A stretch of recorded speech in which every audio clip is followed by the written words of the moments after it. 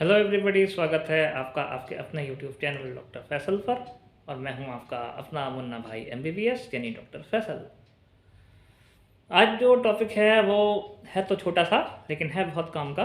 आपसे रिक्वेस्ट है कि मेरे वीडियो को पूरा देखें ताकि आपको मैं समझा सकूं जो कुछ मैं आपको समझाना चाहता हूं। क्योंकि अगर आप वीडियो को बीच में से स्किप करेंगे या पूरा नहीं देखेंगे तो आप समझ नहीं सकेंगे जो बात मैं कहना चाह रहा हूँ आपसे।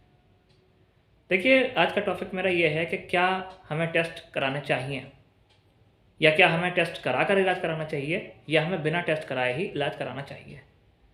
मेरे पास बहुत सारे पेशेंट्स ऐसे आते हैं सर, जो मुझसे ये पूछते हैं, जब मैं उनको टेस्ट लिखता हूँ तो वो पूछते हैं, सर क्या टेस्ट कराना ज़रूरी है, क्या आप बिना टेस्ट करा के दवा नहीं दे सकते। वह कुल मिला के वो मुझसे ये कहना चाहते हैं कि क्या आपके इतना भी दिमाग नहीं है कि आप बिना टेस्ट करा के आप बिना टेस्ट कराए आप मेरी बीमारी डायग्नोस कर सकें। भाई, उनका ये कहना होता है कि भाई आप डॉक्टर किस बात के हैं अगर आप बिना टेस्ट कराए मेरी बीमारी का हल नहीं बता सकते। तो ऐसे ही सवाल सवाल काफ़ी लोगों के मन में उठते हैं कि क्या हमें टेस्ट कराने चाहिए या नहीं। तो देखिए, इस सवाल का जवाब ऐसा नहीं है कि मैं आपको एक लाइन में दे दूं। इस सवाल का जवाब थोड़ा सा जटिल है, लेकिन अगर आप मेरी बात को समझ जाएंगे, समझने की कोशिश करेंगे, तो आपको इस बात का जवाब बहुत आसानी से मिल जाएगा और आप इसमें कभी कंफ्यूज नहीं होंगे।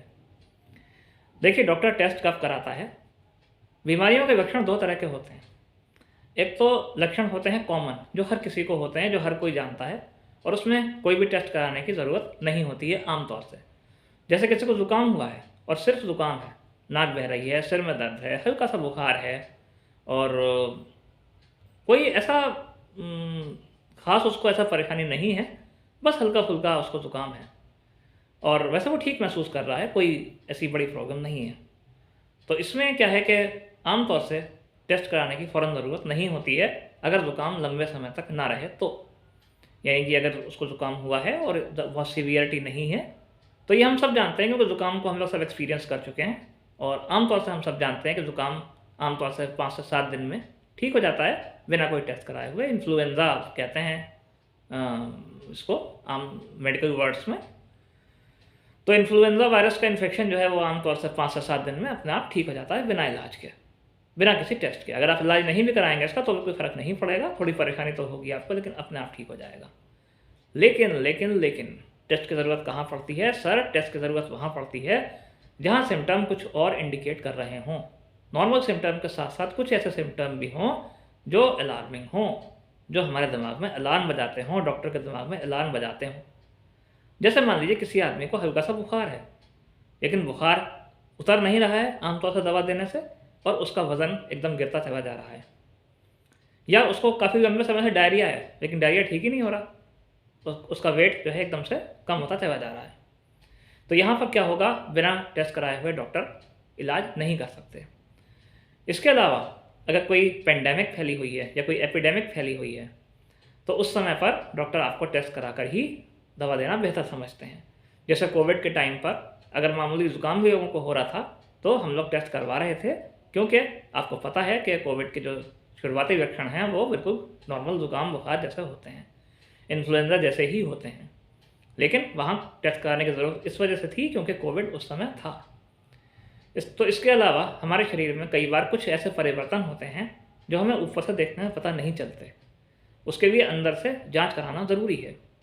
जैसे मान लीजिए किसी के पेट में बार बार दर्द होता है और लंबे समय तक दर्द रहता है, तो आमतौर से पेशेंट आके ये कंप्लेंट करते हैं, सर हमारे पेट में दर्द है, हमें दर्द की दवा दे दो। अब मान लो मैंने उस पेशेंट को दवा दे दी और आज उसका दर्द बंद हो गया, लेकिन अगर मैं ये एज्यूम करूँ कि उसके दर्द किसी रसौली की वजह से था, तो वो दर्द उसको दोबारा होगा और रिकरेंट पेन होगा, क्रैम्प होंगे, और या उसको और कोई उससे एसोसिएटेड कोई प्रॉब्लम होगी। तो मेरे लिए जानना ज़रूरी होगा कि भाई आखिर बार बार दर्द होने की वजह क्यों है। या अगर कोई पेशेंट मेरे पास पहली बार भी आया है दर्द की शिकायत लेके, उसको बहुत सीवियर दर्द है और मुझे ये भी नहीं पता है कि उसको पहले कभी दर्द हुआ था या नहीं हुआ था, तो भी मेरे लिए जानना ज़रूरी है कि उसके दर्द क्यों हुआ, क्योंकि हो सकता है वो दर्द अपेंडिक्स का हो, मामूली पेट का दर्द ना हो। तो क्या होता है कि बहुत सारी चीज़ें शरीर के अंदर की हमें नहीं पता लगती देख कर कि शरीर के अंदर क्या हो रहा है, और उन चीज़ों को जानने के लिए टेस्ट कराना ज़रूरी होता है। जैसा मान लीजिए, फिर मैं एक एग्जांपल लेता हूँ बुखार का ही। किसी को बुखार है और बुखार उसको सर्दी लगकर चढ़ता है, तो ऐसा दोनों कंडीशन में होता है। कई बार वायरल फीवर में भी ऐसा होता है, कई बार यूटीआई यानी यूरिनरी ट्रैक इन्फेक्शन में भी ऐसा होता है, और कई बार मलेरिया में भी ऐसा होता है। तो क्योंकि इन तीनों बीमारियों में एटलीस्ट एक सिम्टम कॉमन है कि पेशेंट को चिल्स होते हैं, यानी उसको ठंड लगती है, कभी चढ़कर बुखार आता है, तो डॉक्टर को ये जानना ज़रूरी होता है कि कहीं इसको यूटीआई तो नहीं है, या कहीं इसको मलेरिया तो नहीं है, या इसको नॉर्मल वायरल फीवर है या नहीं। इस वजह से उसको टेस्ट कराना ज़रूरी होता है। जैसे सपोज़ किसी पेशेंट के कहीं गांठ है, अब वो गांठ जो है वो उसका साइज़ धीरे धीरे बढ़ रहा है, या अगर साइज़ भी नहीं बढ़ रहा है तो वो गांठ काफ़ी पेनफुल है, उसमें रेडनेस है, और वो देखने में कुछ अलग तरीके का इंडिकेशन दे रही है, तो उस टाइम पे डॉक्टर को FNAC करानी होती है कि कहीं ये कैंसरस तो नहीं है। उस गांठ, बहुत से पेशेंट्स आते हैं कि सर हमारे ये गांठ हो गई है, इसको आप निकाल दीजिए, इसको चीरा लगाकर ऑपरेट करके निकाल दीजिए। तो मैं उनको हमेशा ये सलाह देता हूँ कि वो पहले FNAC नाम की जांच करा के आएँ, जिससे ये मैं जान सकूँ कि कहीं वो कार्सिनोजेनिक तो नहीं है, कहीं उसके सेल्स जो हैं वो ट्यूमर जो है वो कहीं वो मैलिग्नेंट तो नहीं है, यानी कैंसरस तो नहीं है। तो क्या होता है कि अगर पेशेंट की कंडीशन डॉक्टर को लगती है कि भाई इसको टेस्ट की ज़रूरत है, तो फिर उसको टेस्ट कराने पड़ते हैं। फिर तो मेरा अपना कहना ये है कि ये फैसला आप डॉक्टर पर छोड़ दीजिए कि टेस्ट कराने चाहिए या नहीं। अगर वो ठीक समझे, टेस्ट कराने के लिए आपसे कहे, तो आप ज़रूर कोऑपरेट कीजिए, टेस्ट कराइए। मैं ये मानता हूँ कि कुछ डॉक्टर्स बिना ज़रूरत के भी टेस्ट कराते हैं, इसमें भी मल प्रैक्टिस हैं, यानी कि डॉक्टर्स पेशेंट को चीट करते हैं। मुझे ये बात कहने में कोई शर्म नहीं आ रही है, क्योंकि मैं जानता हूँ ये भी एक हकीकत है। हर एक फील्ड में अच्छे बुरे लोग होते हैं, तो डॉक्टर्स भी सही और गलत हो सकते हैं, इसमें कोई दो राय नहीं है। तो अगर अगर आपको लग रहा है कि आपके डॉक्टर आपको बेवजह टेस्ट लिख रहे हैं, तो आप इसके लिए सेकंड ओपिनियन ले सकते हैं, यानी दूसरे डॉक्टर से आप राय कर सकते हैं कि मुझे ये परेशानी है और मुझे ये टेस्ट लिखे गए हैं, क्या मैं ये टेस्ट कराऊँ या नहीं कराऊँ।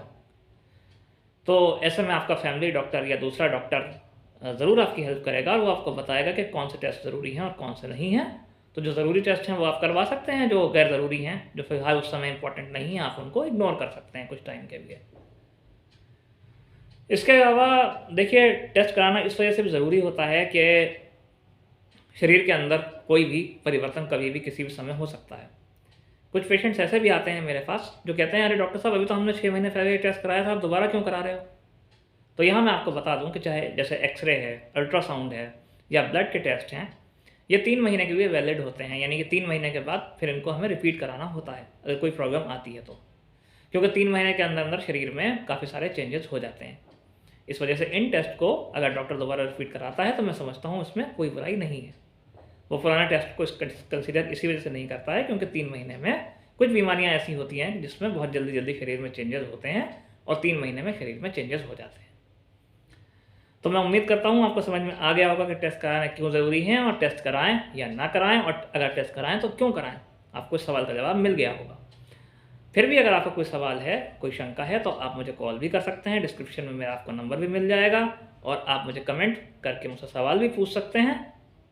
मैं पूरी कोशिश करूँगा कि आपके कमेंट का जल्दी से जल्दी रिप्लाई दूँ। अगर आपको इस वीडियो से कुछ सीखने को मिला है तो आप इस वीडियो को अपने फ्रेंड्स के साथ शेयर कीजिए, मेरे वीडियो को लाइक कीजिए, और मेरे चैनल को सब्सक्राइब कीजिए, क्योंकि आपका ये प्यार मुझे आगे भी आपके लिए अच्छे वीडियो बनाने के लिए मोटिवेट करता है। मैं मिलता हूँ आपसे अगले किसी वीडियो में, तब तक के लिए बाय।